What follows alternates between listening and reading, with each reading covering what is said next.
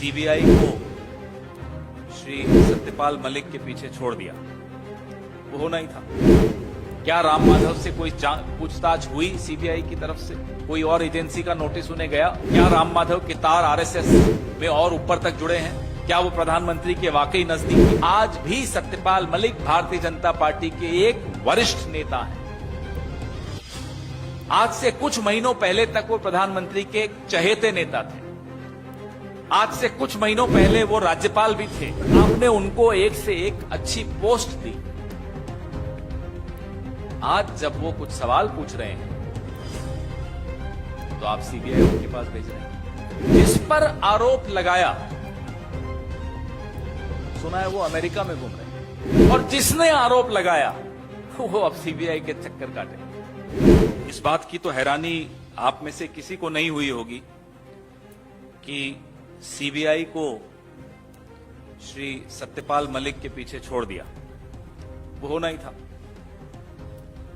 हैरानी इस बात की हमें तो हुई, मुझे पूरा भरोसा है आपको भी हुई होगी, ये करने में 10 दिन क्यों लगा दिए साहब ने? तबीयत तो ठीक है साहब की हमारे, 10 दिन लग गए सीबीआई को सत्यपाल मलिक जी को बुलाने में। हमें बड़ी चिंता हो रही है साहब।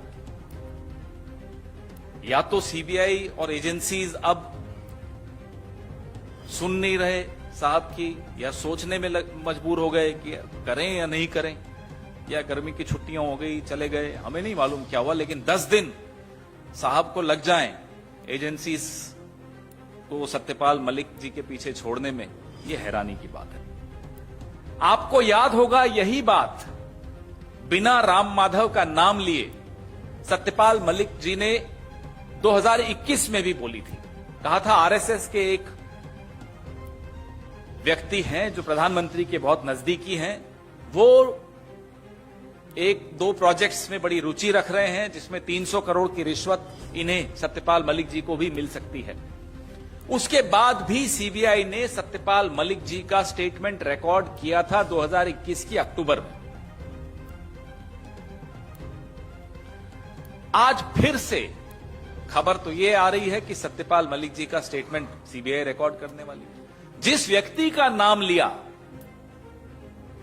उसके बारे में कोई जानकारी?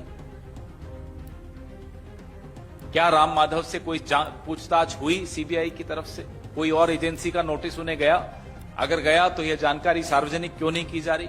इसमें क्यों छिपाया जा रहा है? क्या राम माधव के तार आरएसएस में और ऊपर तक जुड़े हैं? क्या वो प्रधानमंत्री के वाकई नजदीकी हैं? ये तमाम सवाल सत्यपाल मलिक जी के खुलासों के बाद मुंह बाए खड़े हैं। हम सब इनके जवाबों का इंतजार कर रहे हैं। यह संदेश दिया जा रहा है सीबीआई को सत्यपाल मलिक के पीछे लगाकर, एक संदेश न केवल सत्यपाल मलिक को दिया जा रहा है, और वो संदेश क्या है?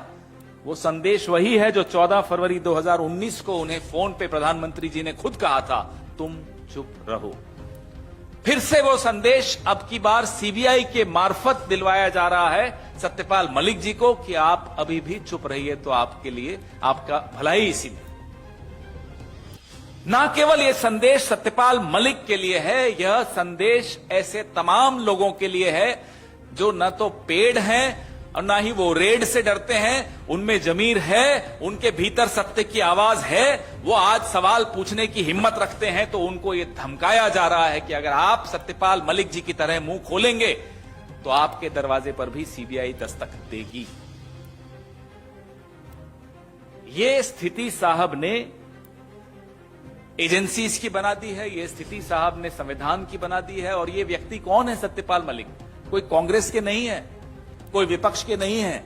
आज भी जब मैं ये प्रेस वार्ता कर रहा हूं, आज भी सत्यपाल मलिक भारतीय जनता पार्टी के एक वरिष्ठ नेता हैं। आज से कुछ महीनों पहले तक वो प्रधानमंत्री के एक चहेते नेता थे। आज से कुछ महीनों पहले वो राज्यपाल भी थे। आज से 1.5 साल पहले वो जम्मू कश्मीर जैसे संवेदनशील राज्य के राज्यपाल थे, 2-2.5 साल पहले। तो लगातार आपने उनको एक से एक अच्छी पोस्ट दी। आज जब वो कुछ सवाल पूछ रहे हैं तो आप सीबीआई उनके पास भेज रहे हैं। जिस पर आरोप लगाया, सुना है वो अमेरिका में घूम रहे हैं, और जिसने आरोप लगाया वो अब सीबीआई के चक्कर काटे। तो जो राहुल गांधी बार बार हम सबको कहते हैं डरो मत, यह बात अब लोगों को समझ में आने लगी है। यह बात शायद सीबीआई को भी समझ में आने लगी है, 10 दिन इसीलिए लगे होंगे। और सत्यपाल मलिक जी के खुलासों के बाद ऐसे कई लोग हैं जो और कई खुलासे करने वाले हैं। इस सरकार के 9 साल जिस तरह से गुजरे हैं, जिस तरह से निर्णय लिए गए हैं, जिस तरह की नीतियां निर्धारित की गई हैं, ऐसी कई चीजें हैं जो इन्हें ये छुपाना चाहते हैं, और ऐसे कई लोग हैं जो वो बातें बताना चाहते हैं। आने वाले दिनों में आप सबके लिए बहुत रोचक होने वाले हैं और लोकतंत्र के लिए बहुत अच्छे होने वाले हैं, क्योंकि लोकतंत्र की रक्षा सत्यपाल मलिक जैसे लोग ही करते हैं जो सही वक्त पे बोलना जानते हैं।